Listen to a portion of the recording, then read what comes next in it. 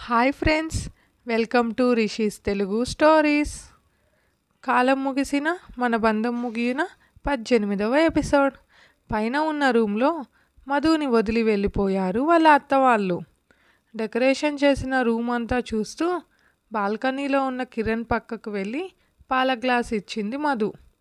నువ్వు తాగు అని కిరణ్ అంటే, నాకు పాలు నచ్చవు, అవి నీకోసమే అంది బయటకి చూస్తూ. White colour gold border weightless శారీలో ముద్దుగా కనిపిస్తున్న మధుని చూసి చూపు పక్కకు తిప్పేశాడు కిరణ్.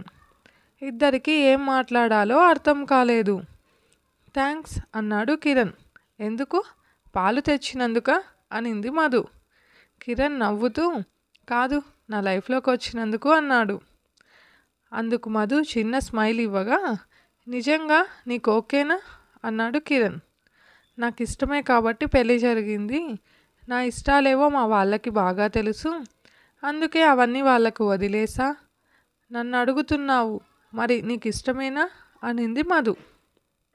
హా, ఇష్టం లేకపోతే నేను బయటికి చెప్పుకోగలను అన్నాడు కిరణ్. అంటే నువ్వు జాబ్ చేస్తూ ఇంతవరకు లవ్ లాంటివి లేవా? ఏదైనా లవ్ ఫెయిల్యూరా అంది కిరణ్ని చూసి మధు మెల్లగా. చాలా క్వశ్చన్స్ దాచుకున్నావే మనసులో. నాకు ఎవరూ ప్రపోజ్ చేయలేదు. నేను ఎవరిని పెద్దగా పట్టించుకోను అండ్ అమ్మాయిలకి చాలా దూరంగా ఉంటా.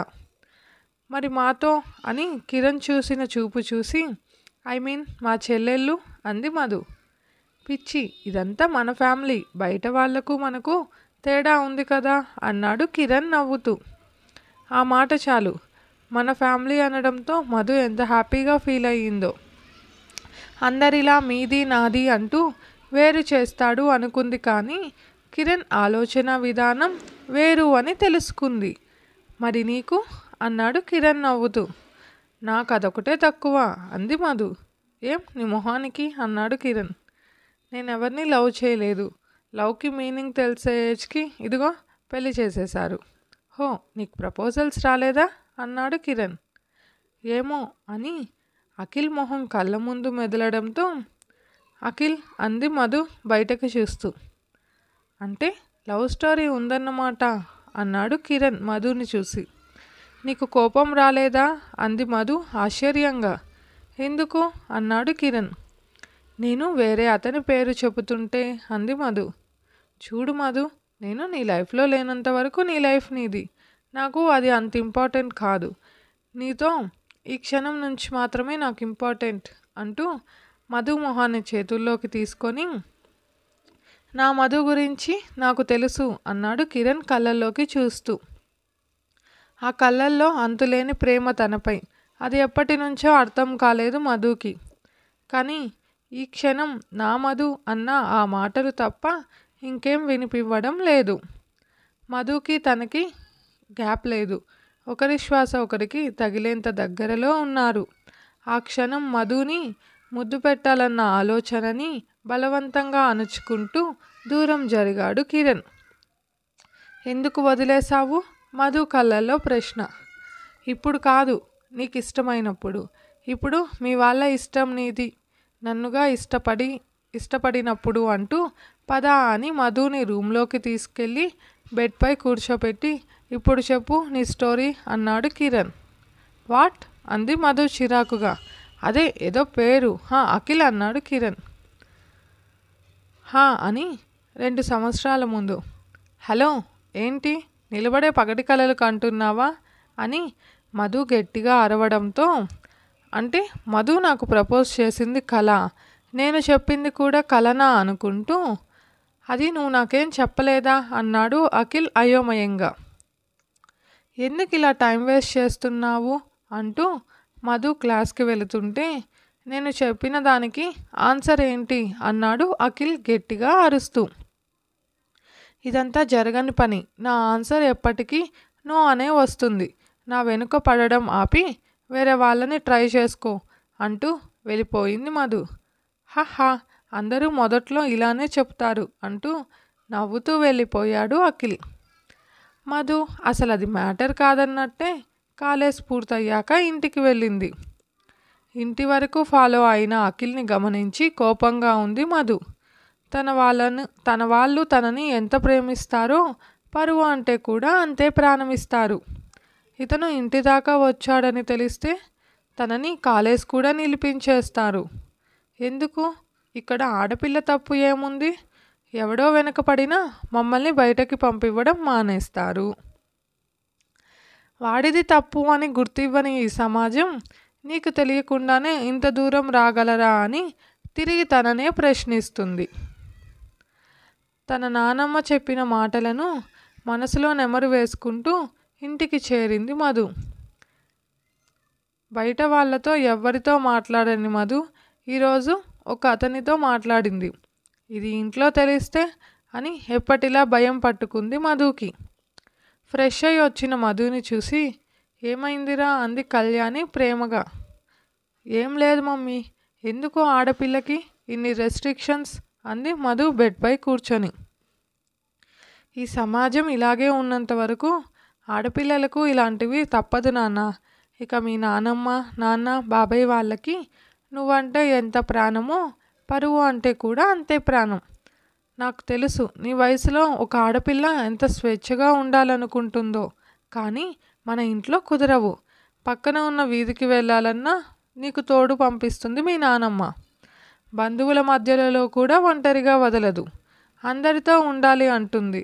అది కూడా నీ మంచి కోసమే మధు. ఆడపిల్లని మాయమాటలు చెప్పి ఎలా చేస్తున్నారో నీకు తెలియంది కాదు. జాగ్రత్త నాన్న, వాళ్ళు నీకు ఎన్ని హద్దులు పెట్టినా నీపై ప్రేమతోనే రా. ఈ ఇంట్లో అందరికీ ప్రాణం నువ్వు. లోకం తెలుసుకొని బతుకు. ఈ ఇంటి మనుషులకి చెడ్డ పేరు తీసుకొచ్చే పని ఏదీ చేయకు. నువ్వు చేయవని నాకు తెలుసు, కానీ ఒక ఆడపిల్ల తల్లిగా నేను చెప్పాల్సింది చెప్పాను. పద, ఏమన్నా తిందువు అంది కళ్యాణి. చెల్లెళ్ళు తమ్ముళ్ళు రాని వాళ్ళతో తింటా అంది మధు. సరేలే అంటూ వెళ్ళిపోయింది కళ్యాణి. తను చూసే ప్రపంచం బట్టి ప్రేమ పేరుతో చాలామంది మోసపోవడంతో అఖిల్ మ్యాటర్ పూర్తిగా పక్కకు తోసేసింది మధు. చెల్లెలు రావడంతో జరిగిన విషయం చెప్పి తన ఒపీనియన్ చెప్పింది. అక్క, యు హేట్ అఖిల్ కదా అన్నాడు శివ. తన వలన నాకు ప్రాబ్లం రాకుండా ఉంటే చాలు. ఇక ఈ టాపిక్ వదిలేయండి. ఇంట్లో తెలిస్తే తెలుసు కదా మీకు, మనల్ని అంటారు అంది మధు. ఓకే అని అందరూ ఆడుతూ పాడుతూ ఉండిపోయారు. ఉదయం వచ్చిన మహతి అందరినీ లేపుతూ, మధు ఏంటి తలస్నానం అప్పుడే అంది. పీరియడ్స్ మా అంది మహతి నడుము చుట్టుకొని మధు. అవునా, కాలేజ్కి వద్దులే బంగారం, నీకు పెయిన్ వస్తుంది కదా అంది మహతి. వెళ్ళను కానీ ప్లీజ్ మా, నాకు పొట్టంతా నొప్పిగా ఉంది, కషాయం చేసివు అంది మధు. ఖాళీ కడుపుతో వద్దు, మమ్మీ టిఫిన్ చేసేసింది, తినేసే మళ్ళీ ఇస్తాను అంటూ మిగిలిన వాళ్ళని నిద్రలేపింది మహతి. భువి రెడీ అయ్యి టిఫిన్ తెచ్చివ్వడంతో మధు తినింది. అందరూ వెళ్ళాక పనుకొని ఈ రూమ్లోనే ఉండాలి, ఏవీ తాకకూడదు. అసలు ఇన్ని పద్ధతులేంటి? ఇదంతా ఆ ముసలి నానమ్మ వల్లనే. ఆవిడ ఒక ఆడదే కదా, ఈ రూమ్ నుంచి బయటకి రాకూడదు, అన్నీ తాకకూడదు. ఒక పక్క పెయిన్, కడుపంతా నొప్పి, కళ్ళల్లో నీళ్లు వచ్చేస్తున్నాయి. ప్రతి నెల పడే బాధే ఇది. బహుశా ఆ దేవుడు మగ వ్యక్తి అయ్యుంటాడు, అందుకే ఆడదానికే పెట్టాడు ఈ బాధ అనిపిస్తోంది. బుక్స్ ఎత్తుకుంది. అబ్బే, మామూలుగానే చదవాలంటే కష్టం, ఈ టైంలో అస్సలు చదవలేమంటూ పక్కన పారేసి ఫోన్ కూడా లేదు. ఆడపిల్లలు ఫోన్ వాడకూడదంటారు. ఆడపిల్లలు మనుషులు కాదా? బయట ప్రతి ఒక్క వెధవ చేత ఫోన్ ఉంటుంది, కానీ నాకు లేదు. ఏమన్నా అడిగితే నీకోసం నీపై ప్రేమ చెడుదారిలో వెళ్ళకూడదు అని చెబుతారు. అంత నమ్మకం లేదా మాపై? నమ్మకం మీ మీద ఉంది, ఈ కాలంపై లేదు అంటారు. ఎంత ప్రేమ ఉందో అంతే హద్దులు ఉంటాయి మాకు. ఇలా మేల్కొని ఉంటే ఇలాంటి కొన్ని లక్షల ప్రశ్నలు వస్తాయి మైండ్లో అనుకొని నేను బాధపడడం ఎందుకు అంటూ కళ్ళు మూసుకొని నిద్రలోకి జారుకుంది మధు. మధు కాలేజ్కి రాకపోవడంతో 2 రోజులు వాళ్ళ స్ట్రీట్లో తిరిగినా ఉపయోగం లేకపోయింది అఖిల్కి. రోజులు గడుస్తున్నాయి. కాలేజ్లో రేఖతో క్లోజ్ అయ్యింది మధు. మార్నింగ్ కాలేజ్, ఈవినింగ్ చెల్లెలతో, నైట్ ఫ్యామిలీతో మీటింగ్లు, సండే అయితే ఫ్యామిలీతో బయటికి వెళ్ళడం. అఖిల్ వస్తున్నా పిలుస్తున్నా చెప్పి చెప్పి విసిగిపోయి పట్టించుకోవడం మానేసింది. కుటుంబం, ప్రేమ ఇవి చాలు అనుకొని సంతోషంగా ఉండిపోయింది మధు. అన్ని రోజులు నార్మల్గా ఉంటే ఆ దేవుడు ఒప్పుకోడు కదా. అందుకే తాతయ్య చెకప్కి వెళ్ళినప్పుడు థైరాయిడ్ అని క్యాన్సర్ బయటపడి కుటుంబం అందరినీ బాధలో పడేసింది. ఇదే ఫ్రెండ్స్ ఈరోజుటి ఎపిసోడ్. మీకు స్టోరీ నచ్చితే లైక్ చేయండి, కామెంట్ చేయండి. ప్లీజ్ మన ఛానల్ని సబ్స్క్రైబ్ చేసుకోండి ఫ్రెండ్స్. Thank you.